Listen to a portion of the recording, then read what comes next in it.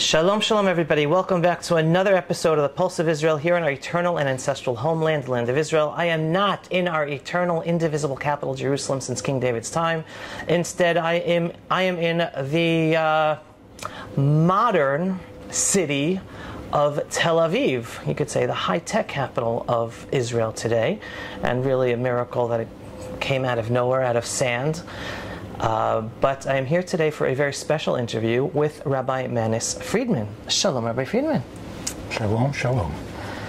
It is wonderful having you in Israel. Unfortunately, I wasn't able to attend any of your events, but I am zoche. I have the merit of seeing your videos every once in a while on social media, and a wonderful opportunity to be able to speak to you in person. Those not yet familiar with Rabbi Friedman,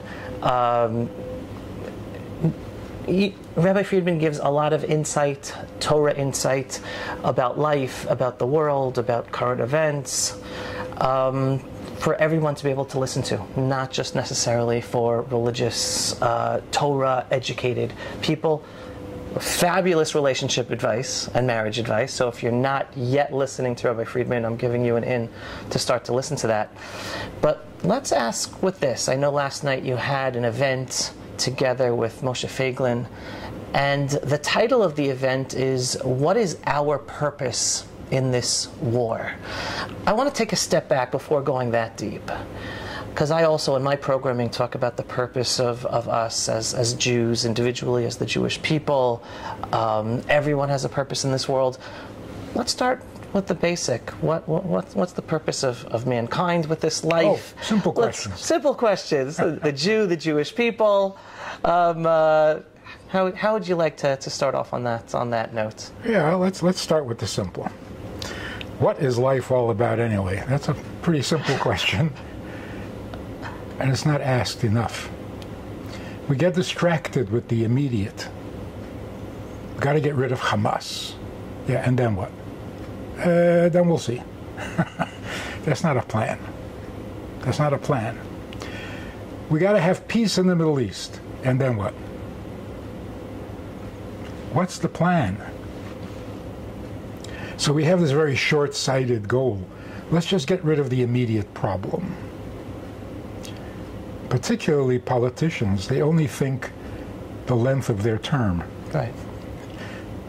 For the next 4 years in America, after that, 4 more years, and then who cares? Won't be my problem, and that's not the way Jews function.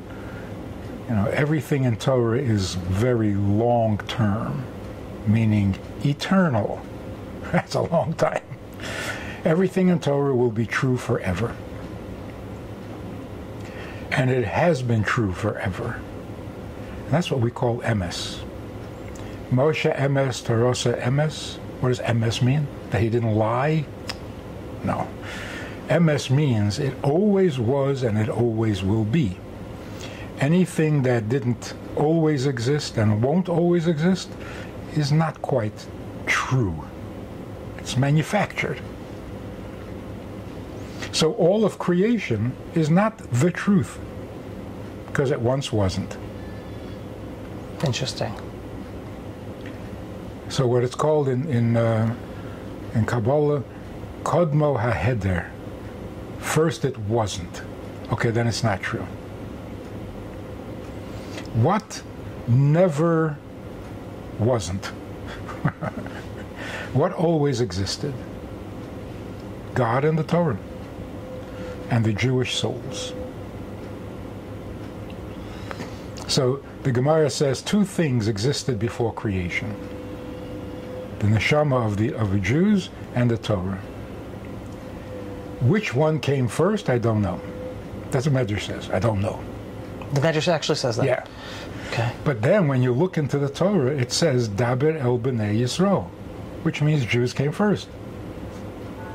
Wait, explain to people, why does that prove that Jews came first? Because Torah is being given to the Jews, which means they were already there. Okay.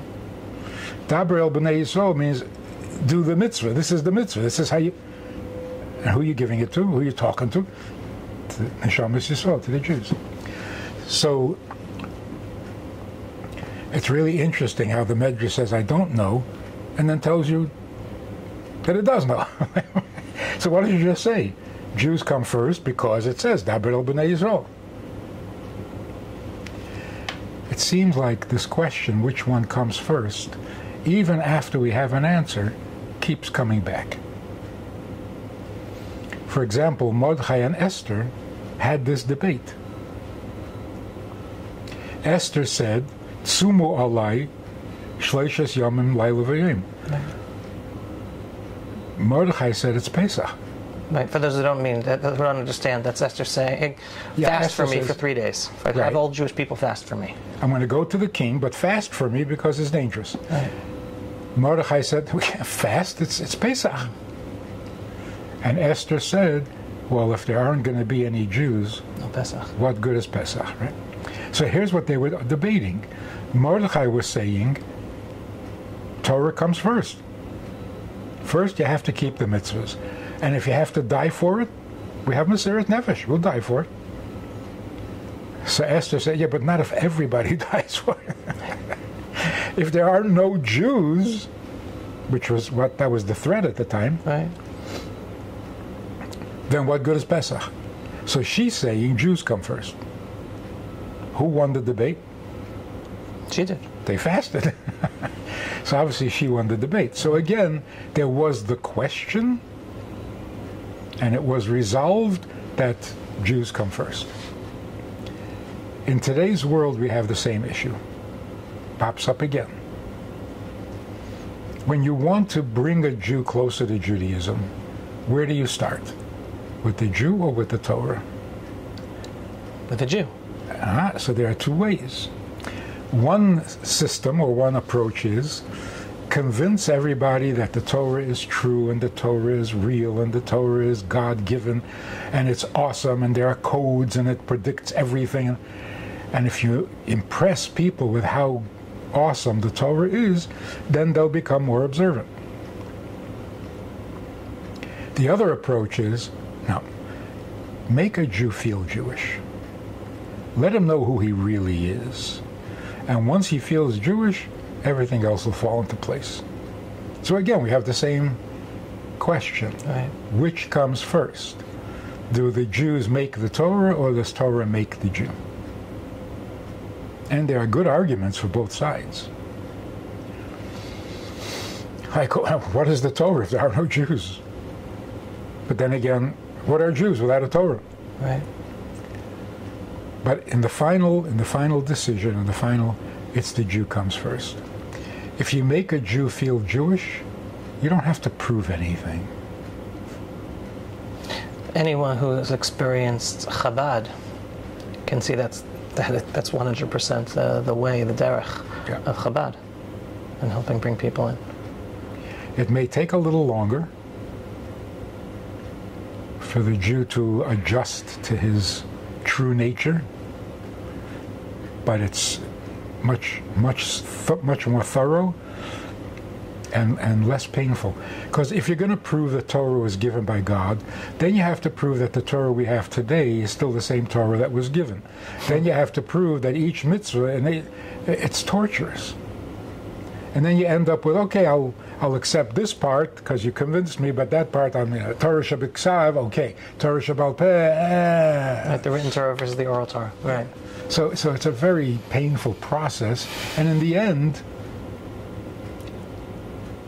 you convinced me that the Torah is true, God is true, mitzvahs are true, but I'm not interested. Right.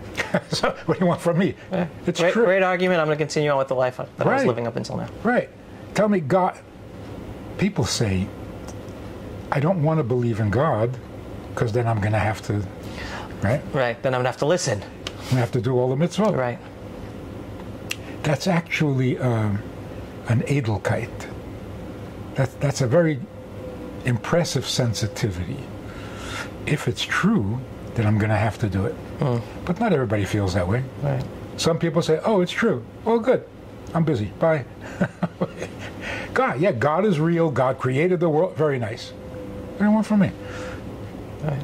But when you make a Jew feel like a Jew, there are no further questions. So A guy decides he's going to keep kosher, makes his kitchen kosher, starts keeping kosher, and his family and his friends say, why are you doing this? He's going to go into a whole lecture about the value of kashrut? No. He's going to say, I'm Jewish. That's what Jews do. I'm Jewish, the kitchen got to be Jewish. I have a Jewish kitchen. What could be more natural? Right? So, in today's world, the only way to go is to start with the Jew. Because you see, there's no real attack against Torah anymore. Oh, those days of questioning who wrote the Torah, the four authors, with the intellectual. It's gone. It was foolish to begin with. Today the question is, so what if I'm Jewish? And who's Jewish anyway? And what does it mean to be Jewish? Is it chauvinistic? Is it elitist? Is it holier than thou? We think we're better than everybody else? Yeah. Yeah, we do. So we got to resolve that issue today, not so much the Torah.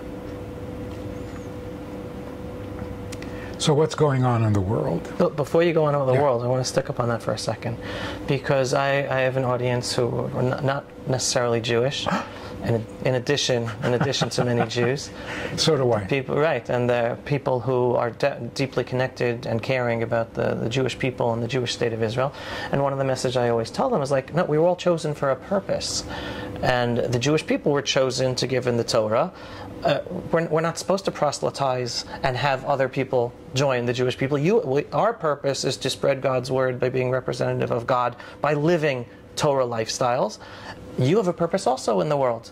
And so how do you connect everything you were just saying now in terms of the Torah and the Jew to the purpose of everyone who is chosen by God not to be a Jew in this world today? So part of the definition of true, true is that which was always and which always will be. But another part of it is, it's relevant to everyone. If it's not relevant to everyone, it's not true.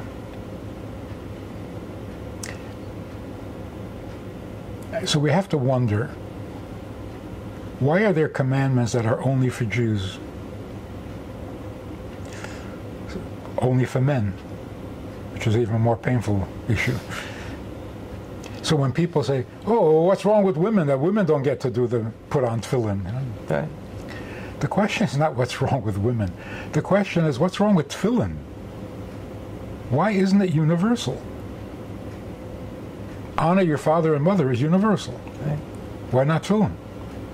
So the question is, what is it about tefillin? Not what is it about women or men or Jews.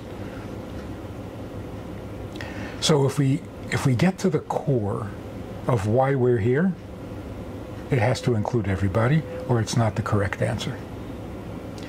And it is absolutely amazing that in the world today, the message, the punchline, the whole story is as relevant to the most Orthodox Jew as it is to the non-Jew.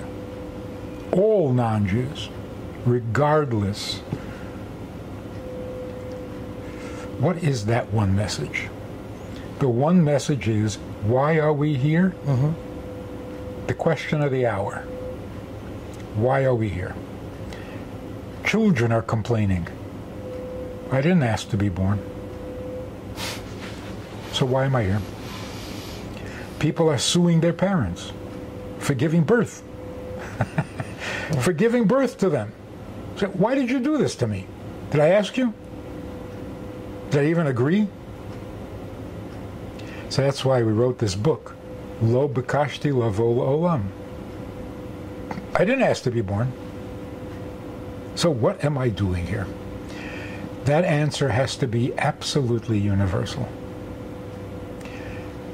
There's only one purpose, and it takes many paths to achieve that purpose.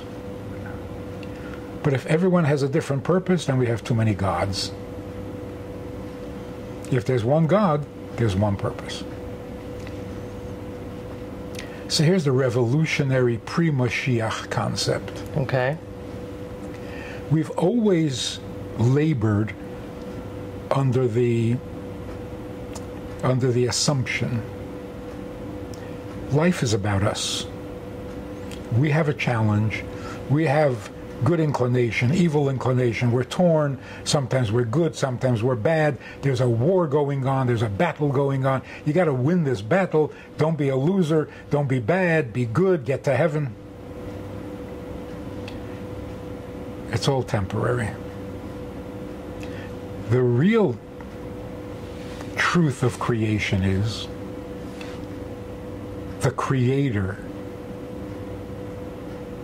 is vulnerable, and it's His plan that is at stake, not my life. This is such a radical shift in thinking. My life is not about my life. My life is about His purpose. The fundamental statement of Judaism is, I'm here to serve. Ani lo nivresi elo l'shamish eskeni. I was created only to serve my Creator. What a radical statement in view of today's pop psychology. It's all about you. Love yourself, validate yourself, put yourself first. It is such an unhealthy attitude. It's actually making people sick. Yep.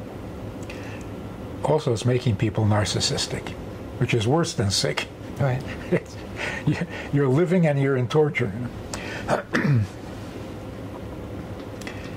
The message is, we all exist to serve God's purpose. He has a lot at stake. I don't. I'm here today, I'm gone tomorrow. No big deal. I'll make the best of the couple of years, and who cares after that? Right. So something is happening in the world, like in the last 15 years maybe, where the big question is not how to live or how to live better. It's why live at all. Not because we're depressed, but because we're not impressed with life. You live, you work, you try, you fail, you succeed, and it's over. What is the point of all this? Oh, you'll go to heaven. That's why I'm here, so I can go to heaven? Put me in heaven. Right. No. You have to earn your way to heaven. But what does that mean? No, you have to have the opportunity to mess up and go to hell. Well, thank you very much. I'm thrilled. What is the point of that? Right. Oh, to earn your way to heaven. Why? Who made this rule? You can't get there unless you earn it. And whoever made it is pretty cruel. You have heaven. You can give it to me. What are you doing? So Christianity comes along and says, you're right. You don't have to earn your way to heaven. Someone will die for you. So, whoa! What kind of plan is this? Why does anybody have to die? Because you're evil. Who made me evil?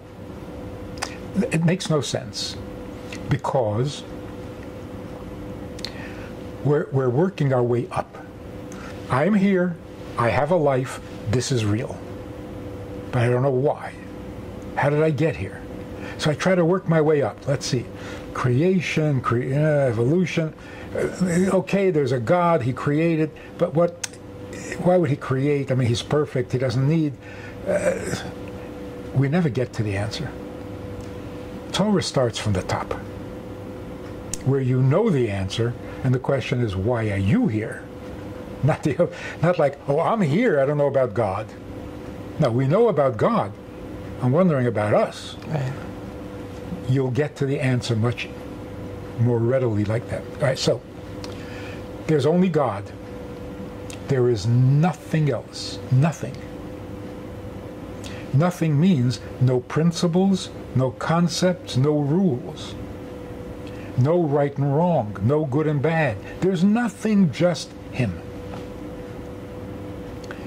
And then all of a sudden there's all this. How did that happen?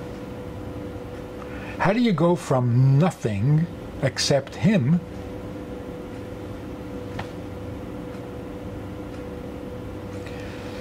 Evolution says there were two things, they collided, and boom, we have a world. How do you start with two things? It's so silly. But if you don't start with two things, then you don't go anywhere. There were subatomic particles and there were gases. And when they collided, there was an explosion. Okay, so which one came first? The gases or the subatomic particle? Let's not go there. Because if one of them came first, that's the end of the story. Right. There were always subatomic particles. And then nothing happens. If there's only subatomic particles, nothing is going to happen. Well, they exploded. They don't explode. They're there forever. All of a sudden they explode. So in evolution, you really can't get to the beginning. Right. Because once you get to the beginning, it's the end of the story. Right. You know, it's like the example given in Torah. If there was a bottle of ink and it spilled and dried in the form of letters, words, sentences, paragraphs, you wouldn't believe it, right? Right. The real meaning behind that is not, could a bottle of ink write a book? Probability is very slim, but you can't say it's impossible. So what's the point of that analogy? The analogy is, if there is only a bottle of ink, why did it spill? It's not how could it write a book, why would it? Right. Now if you say it spilled because it wanted to write a book, well then you're describing God. Why are you calling him a bottle of ink? In other words, if creation was voluntary, purposeful, well then you're describing God, not a bottle of ink. Right. So then the question is, God created the world out of a purpose. Where did that purpose come from? If the world doesn't exist, then it has no purpose. In fact, when we say God created the world out of nothing, means out of no reason or need to create it. If there was a reason, then it already existed in principle. But it didn't exist at all. There was just him. Here's what the Torah is telling us. The Torah is him. He is Shabbosdik. He is holy. He doesn't like... That's him. He didn't make up a list of activities for you to get to heaven. This is him. And that's why the first word in the Ten Commandments, Anochi, is the initials for four Aramaic words. I give myself in writing. In other words, the Torah is me. This is me. That's why it's called revelation. What was revealed? Himself. This is him. So Torah is emes because it always was and it always will be.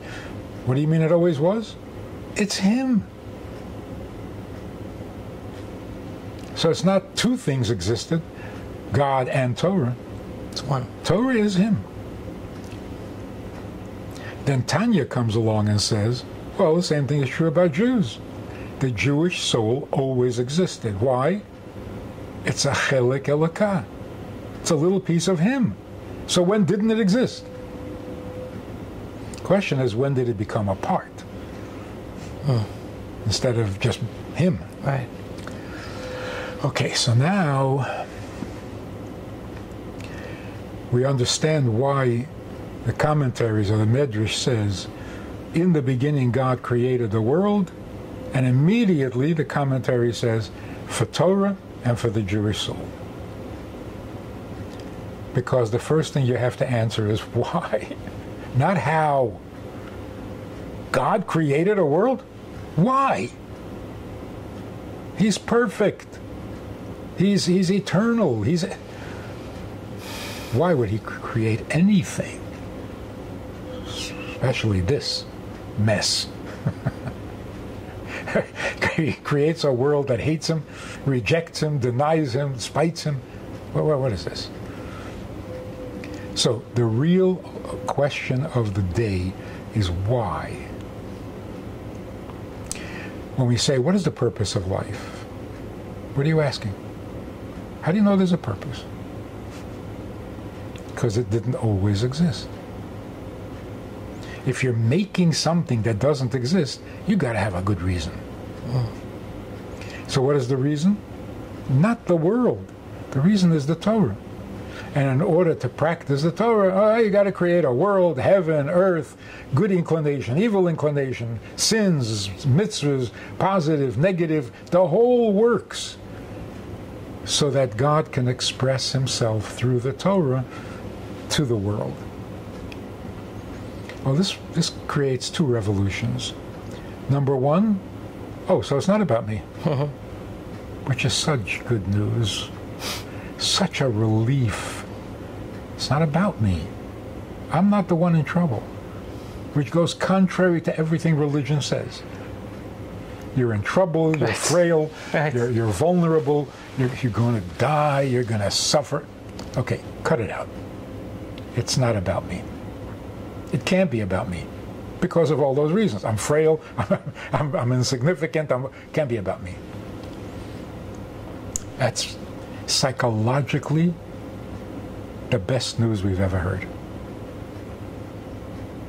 So a guy comes to a psychiatrist and says, I have this problem, this bothers me, that bothers me. The psychiatrist should say, it's not about you. Go home. It's such a relief. Second thing is,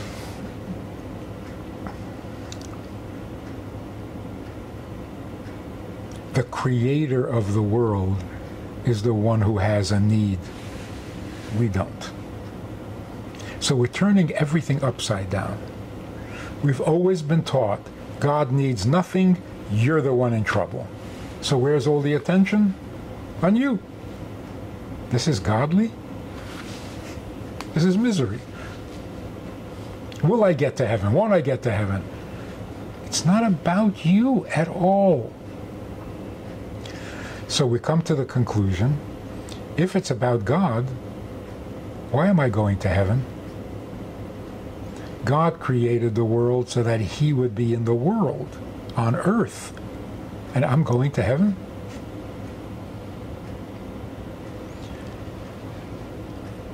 This is so revolutionary.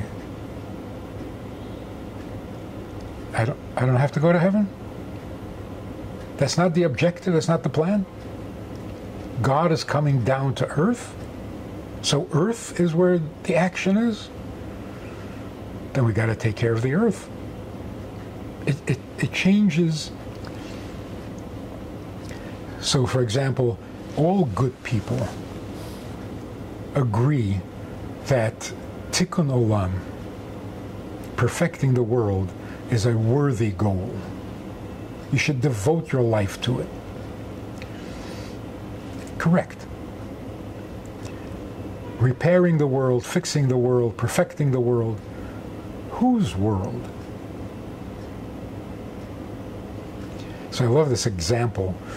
This Japanese gardener who just loves flowers and design and beauty, and it gets him very uncomfortable when he sees a neglected lawn.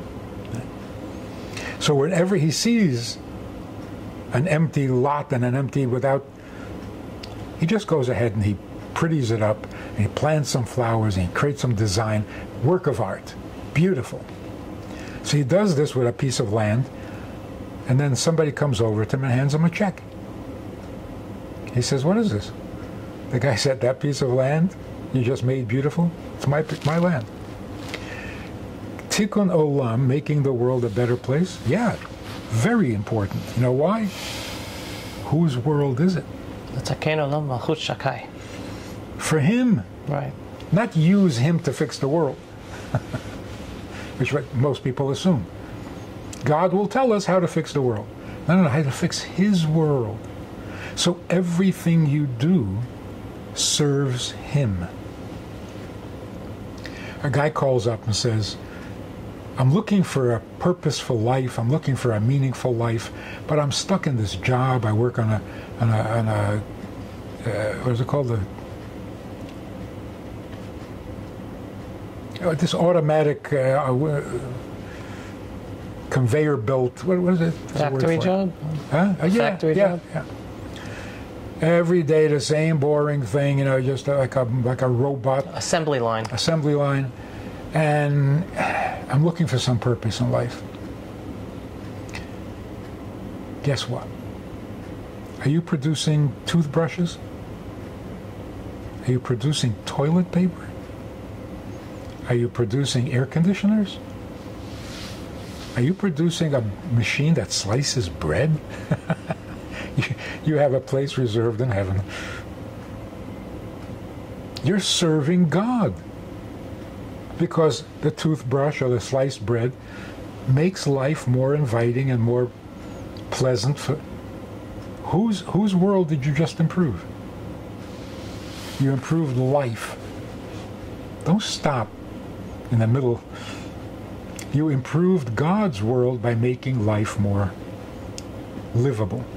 Now, if you're also making it more godly, not only better for people, but better for God as well, bingo. So it's not just a boring assembly line work. Every day you get up and you go to work and you thank God for the opportunity to serve Him. And in the end, He has to give you a check. And now, how do you bring this all together with the purpose of us today in this reality, with this war? And I'll take you a deeper step back, and I think I've heard you say this as well, because I've been talking for years during the whole Corona insanity that took over humanity. And I was telling people, like, it was waking up people to get closer to God. As without going into the details of what was causing different people to wake up, but it was something taking part that was waking people up and disconnecting from what they thought was important in life, from people they trusted, from institutions they trusted, and all of a sudden leading more people like, okay, I missed out on really trusting God and reconnecting. And I believe also this war and what the Jewish people are going through, not just for us, but for humanity, is a continuation of that process of reconnection. So, and how do you tie that all together for the ultimate purpose of all of us and what we're experiencing, which is very depressing for many people? Oh, it shouldn't be. It's painful, not depressing, because we see the light at the end of the tunnel. We know where we're going. Not knowing where you're going, that's a problem. And the world today doesn't know where it's going, so the world is in trouble. We're not. We know where we're going. The Corona did a lot more good than bad. The world hasn't been the same since. People discovered you can have a life without shopping, without going to a theater, without going to a bar, without going to a ball game, without going to a job, without going to school. Everything we thought was life, yeah, that's not life. Right. Well, then what is? Oh, family. All of a sudden, families became families. Marriage became marriage. Or it fell apart. Because it's either real or no go. So, yeah, God became more real, and all the idols fell apart. Everything. Science is not going to solve all our problems. It creates a few. Medicine is not the answer to everything. So. Then more recently, because of this war, because of October 7th, another idol fell apart. Higher education. Jews in particular worshipped higher education. My son, the doctor, there's a joke. This woman became president of the United States. At the inauguration, Is this a joke or is this a prediction? it's a past. Okay. The mother of the new president is sitting in the audience, and everybody's cheering the new president, the woman president, and this is the president. The mother leans over to the neighbor and says, "Do you know who that is? Her brother's a doctor." President, doctor. Anyway, so we worship education. We supported every university with billions of dollars because we were sure that that would make the world more moral. What a shock.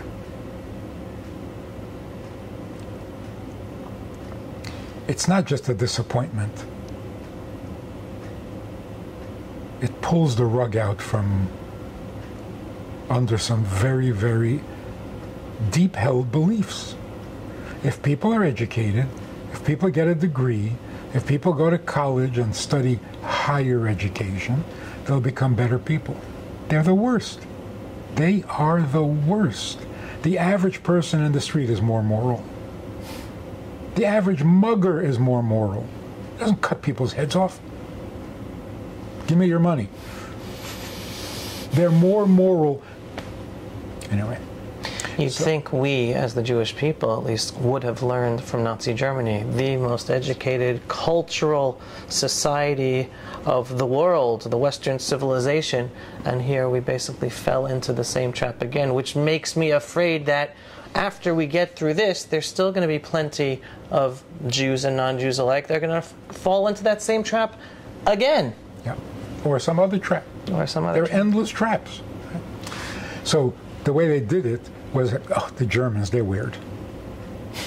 You can't predict anything based on their behavior because they're Nazis, as if they're aliens or something. That's how they got around that. So here's the what's happening today, which has happened a number of times in recent years. The focus is on Israel. Mm-hmm. The focus is on Jews. Mm-hmm. Why? What? Jews are taking over the world. If we wanted to take over the world, would we start with this empty, useless piece of land? Tiny little... If this is our ambition, we got to grow up. Oh, this is all you want? This is occupiers?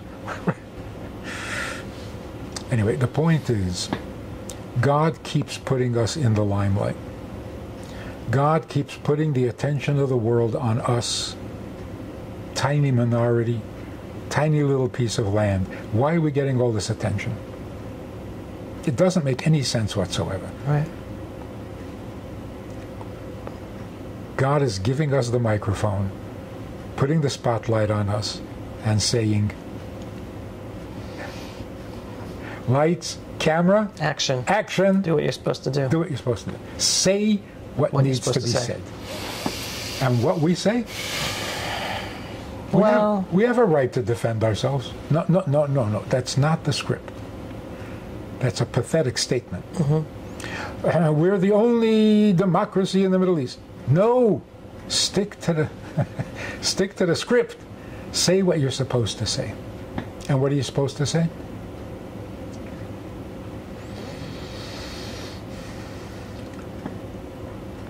It's not about us. It's about serving God's purpose. That's it. You want to know what God's purpose is? Sit down quietly, put the guns away, we'll teach you something. That's it. Ki mitzion teitzei Torah.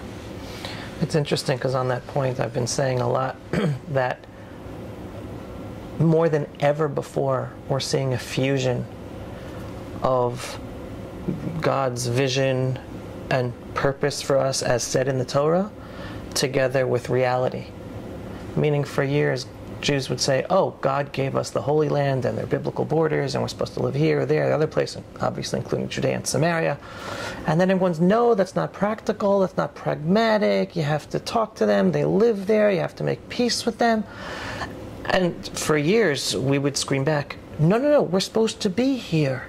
No, not pragmatic, you have to talk peace and international pressure, and they won't listen to you, whatever. All of a sudden, reality, like we didn't stand up on our own. So God is showing more and more people through reality, oh my God, they really don't want us to live here. They really are genocidal about destroying us and about not having a Jewish state and not being able to live here at all. And little by little, more people understanding, oh, okay, I don't just have to live here because God told the world through the Torah the Jews are supposed to live here, but the only way the world can continue, and in a peaceful way, is if the Jews are going according to God's plan and living where God told the Jewish people to live. And it's still a wake-up process, but it never before has this been easier for people to recognize than today. Not every Jew has woken up yet, but it's taking. I'm Kshei Arif, we're a stiff-necked people, so it's taking time. But with each day, it's becoming more and more clear for those who are waking up to realizing. At least that's how I'm helping explain. Absolutely true. But that's true of non-Jews also. Mm-hmm. The non-Jews are also waking up. Mm-hmm. And the best example, which is really something we need to take seriously, when they were talking about moving the embassy to Jerusalem, there was such a panic. Mm-hmm. This is going to be World War III. Mm-hmm. This is going to get the body bags because people are going to be... Nothing happened. They moved the embassy and everything was quiet. Almost disappointing. Right. That's all Jerusalem means to anybody? Pro, con, something? No? It just proves the world is ready. Yes. You don't have to appease, you don't have to compromise, and you don't have to have two-state, because they know that it's yours. They moved the embassy to Jerusalem, and everybody said, yeah, well, you know, it's the capital of Israel. Everybody knows that.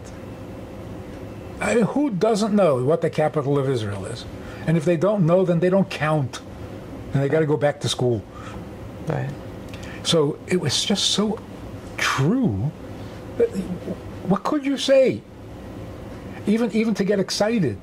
Oh, wow. What wow? It's the capital of Israel, and it always was. Right. So all you can say is, oh, yeah. We try to deny that we're the chosen people. We're not fooling anybody. Right. They know we're the chosen people. And it makes them crazy when we don't admit it, Right. and we don't act like it. Right. So really, all this violence, all this is frustration, because they know they don't own this land.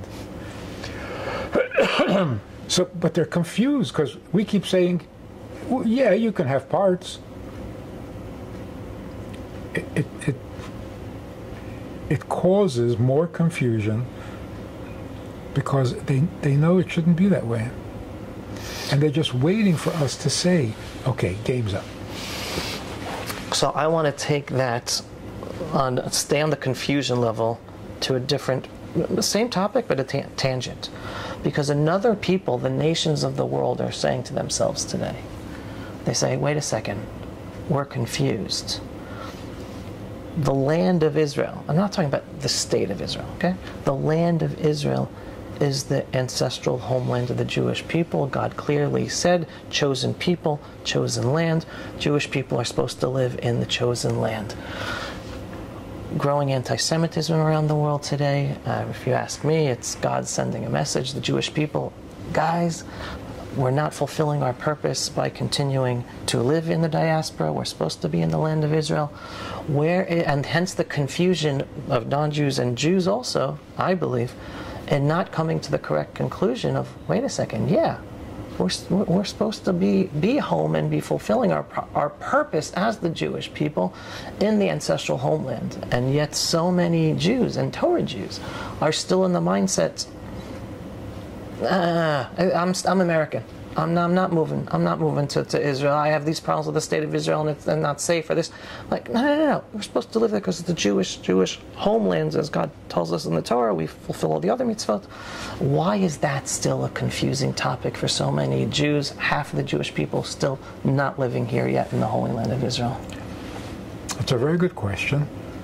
There's also the question of, if we belong there, why have we been 2,000 years away from there? Big mistake? Just punishment? Just to suffer? The land of Israel was originally Canaan land. It was Canaan.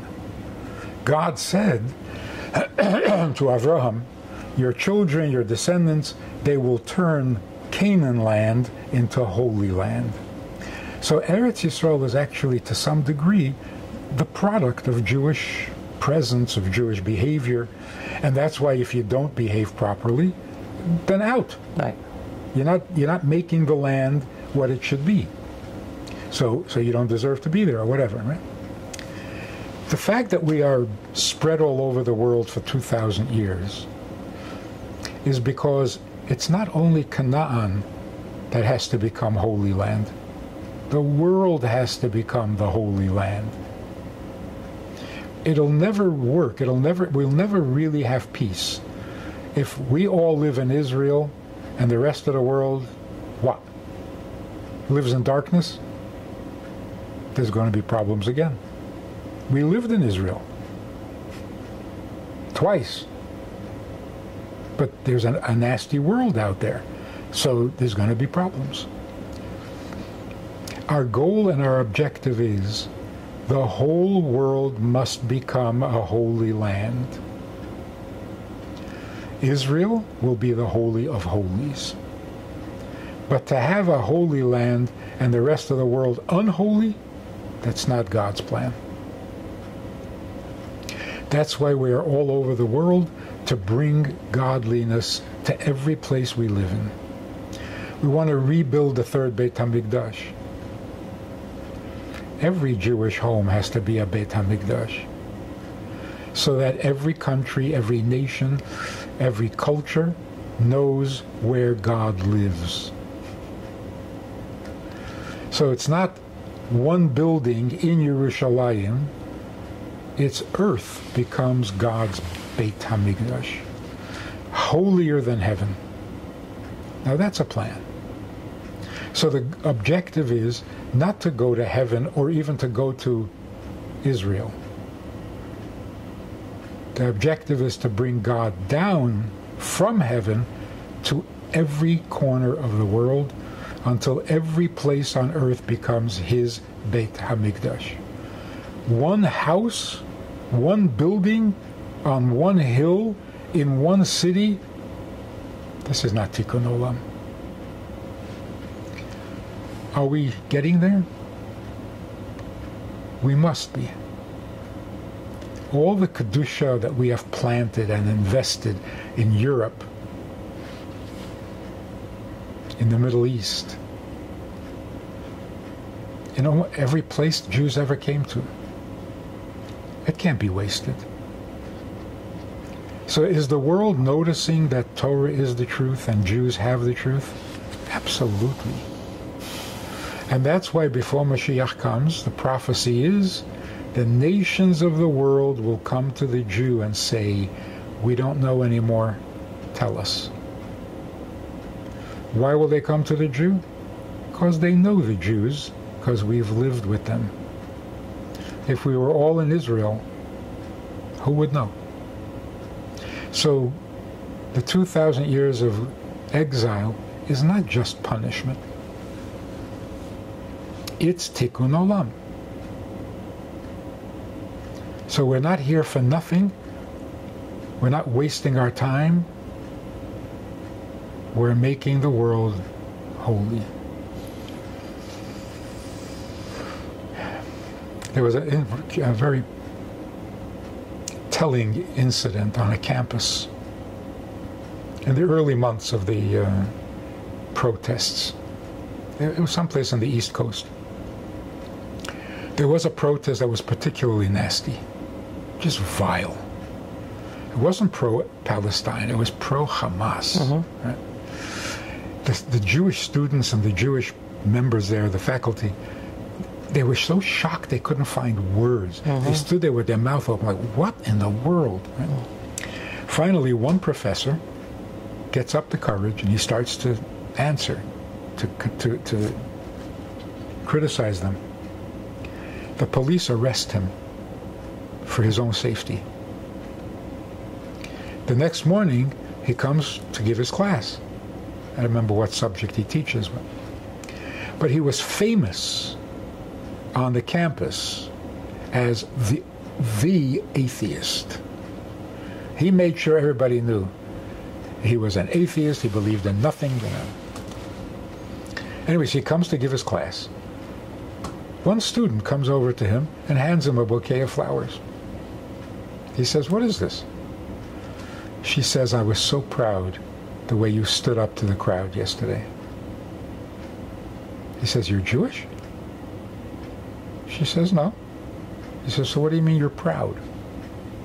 She says, "What I mean is, it was so good to see the chosen people acting chosen." He says, "You know I don't believe that." So you know what? I'm going to take that, and forgive me, because I'm going to play devil's advocate with you for a second. Listen to her answer. Oh, well, there's an answer, okay? Yeah. He says, "You know I don't believe that." Yeah. She said, "Whether you believe it or not, we know it's true." Right. Which, perfect segue, right?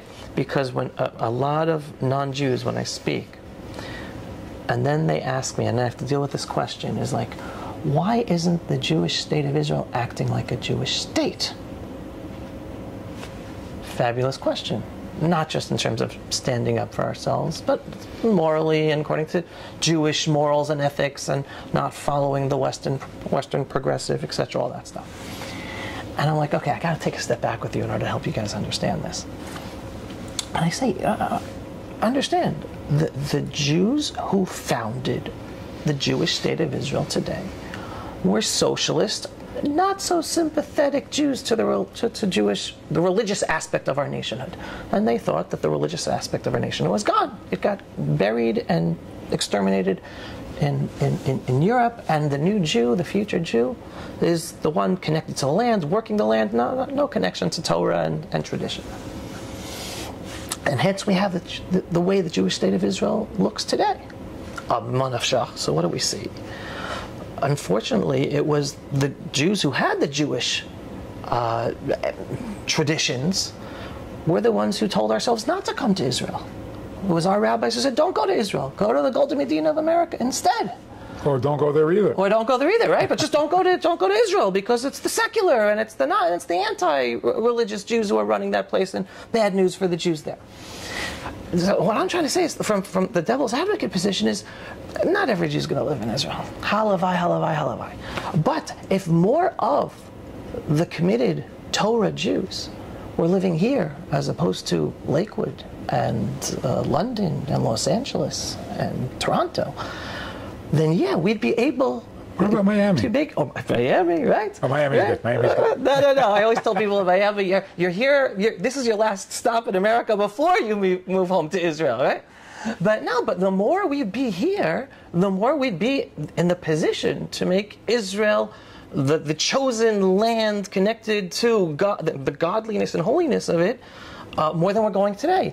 And the interesting thing is, even with that not happening, that is what the protest movement is about in Israel today. It's the tiny, elite, secular minority who sense the growing of the Jewish identity of the Jewish people, which is a minority of the country here, regardless of religious level of their personal lives. And they're fighting like a lion, backed into the corner of the room on their hind legs, willing to destroy everything in its path and destroy unity and destroy whatever in the army, etc., etc., etc. which is a sad thing. But so they sense this, but it's taking us much longer to accomplish and achieve, because, again, this is my position, not enough of us are here willing to take part in what I believe is the miraculous project of making the Jewish Holy Land of Israel God's land as we're supposed to. That is the most painful issue today. But I got to quote Rabbi Steinsaltz. He was speaking for a conference of Reform rabbis. I don't know why they invite him, but they do. They kept inviting him. Yeah. He's not threatening. So whatever he says is fine with them, right? So one time after he finishes speaking, one of the rabbis, the Reform rabbis, said, "So what do you think of the Reform philosophy?" And true to his character, he said, "Oh, stop. You don't have a philosophy." He says, "You don't have a philosophy. The only reason you exist is because Orthodox Jews are not nice."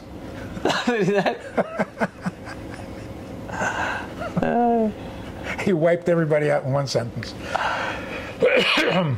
This is really true. All the friction between the secular and the religious, and both are in quotes,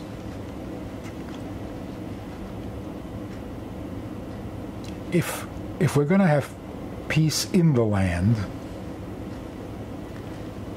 everybody has to admit that they made some mistakes. You can't be totally self-righteous and have peace. The secular are panicking. They're not convinced they're right. They're not protesting against those who disagree with them. Like you say, they're like trapped animals fighting with their last, like they're giving it their final attempt because they're failing. Secular is failing. If they could admit that they made some mistakes, like not having children, what a mistake. You can't admit that? Yeah. Now they are. They're doing tshuva. And if the religious can admit some mistake, what, you never did anything wrong? How about you turned everybody off to Judaism? Can't admit that? The secular are so paranoid. They're so afraid of kfiyah datit. They're afraid that if the Orthodox become powerful, they're going to force everyone to keep mitzvah. No, they won't. It's not Jewish. Right. Can they admit? So, yeah, the Orthodox have become religiously religious. And that is not godly. And the secular have become godless, not just religionless. And that doesn't work. That's why the message that it's not about you, it's about serving God, is relevant and meaningful and welcome to the non-Jew in New Guinea and to the ultra-Orthodox Jew of Brooklyn or of Jerusalem or Mea Shearim. It's the same message. And that has never happened before. Right. One message for the world. Don't go to heaven. Don't be religious. Every minute you have, do something for God. No. Then there would be no tension. And we have to end, and I just would love if you can give a final word of inspiration, hope, purpose for the listeners. The war has dragged on way too long, for no good reason. It could have been over in a week, and it should have been. Yep. So whatever, we're not getting into it. Criticizing a government at war is a terrible thing to do. When you're at war, you encourage those who are responsible. You don't discourage. Whether you agree or not, But you don't tear apart a government that is in the middle of a war. So what should we encourage the government? Do the Jewish way. Go the Jewish way. The world will respect you more, and the war will end sooner, and we will have peace, not a ceasefire. But what is the message? The message is, it started on Simchas Torah. We're almost at Simchas Torah again. Yeah. Are we going to make the same mistake? Is this Simchas Torah going to be different than last Simchas Torah? It has to be. Or we've learned nothing. This Rosh Hashanah, we have to think differently. On Rosh Hashanah, we declare God King of the universe. In the past, we thought that was a religious ritual. Now we realize it's life. It's real, it's true, it's who we are, what we are. It's what the world needs. It's what the world is hoping to hear from us. Because the whole world is judged on Rosh Hashanah. Right. We have to approach Rosh Hashanah with a very different mentality. God is going to give us a very good year. Not you have to beg to live. That's so pathetic. We're going to have a good year because God gives.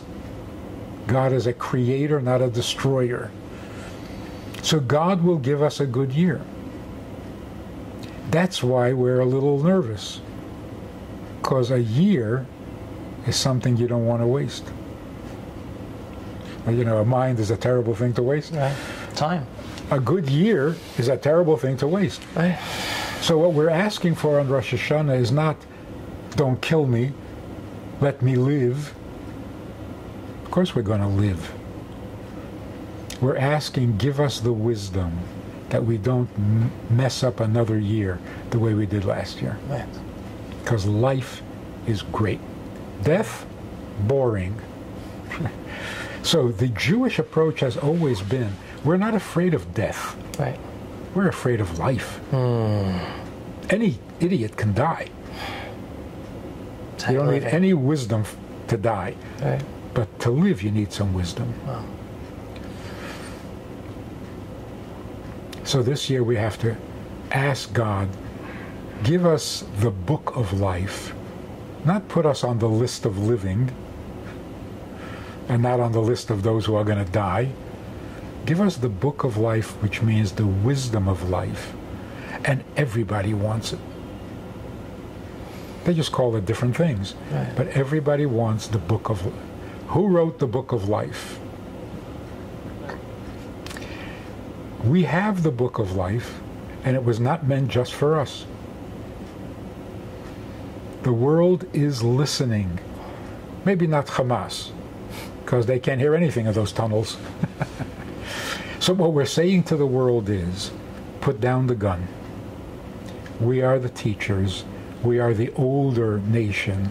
We know things you need to know, and we're willing to share it. We're willing to teach you, not because you've been nice to us, but because it's the truth.